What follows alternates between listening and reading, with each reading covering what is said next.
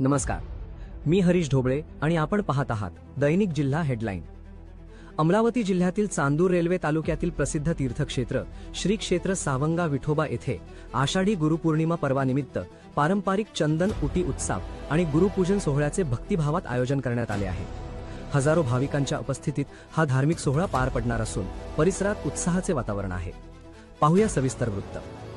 अमरावती जिल्ह्यातील चांदूर रेल्वे तालुक्यातील श्री क्षेत्र सावंगा विठोबा येथे श्री विठोबा संस्थान उर्फ श्री कृष्ण अवधूत बुवा संस्थानच्या वतीने आषाढी गुरुपौर्णिमेनिमित्त पारंपरिक चंदन उटी उत्सवाचे आयोजन करण्यात आले आहे। 29 जुलै रोजी दुपारी 4 वाजता हजारो भाविकांच्या उपस्थितीत चंदन उटी सोहळा पार पडणार असून त्यानंतर 30 जुलै रोजी सकाळी गुरुपूजन कार्यक्रम आयोजित करण्यात आला आहे। अवधूत महाराजांना भाविक विठोबा स्वरूपात पूजतात, त्यामुळे आषाढी गुरुपौर्णिमेला या पवित्र स्थळाला विशेष धार्मिक महत्त्व प्राप्त होते।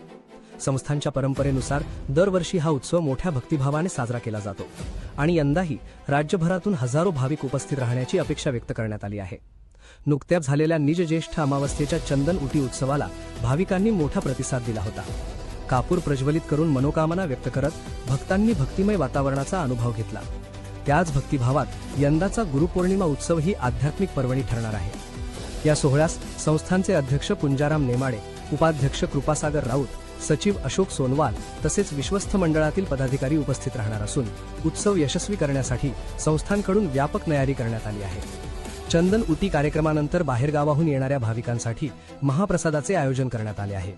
तसेच अमरावती आणि चांदूर रेल्वे येथून श्री क्षेत्र सावंगा येथे नियमित एसटी बस सेवा उपलब्ध असून भाविकांनी सुरक्षित प्रवासासाठी एसटी बसचाच वापर करावा असे आवाहन संस्थानच्या वतीने करण्यात आले आहे। या पवित्र सोहळ्याचा लाभ घेण्यासाठी सर्व भाविकांनी मोठ्या संख्येने सहभागी व्हावे असे नम्र आवाहन श्री विठोबा संस्थानच्या वतीने करण्यात आले आहे।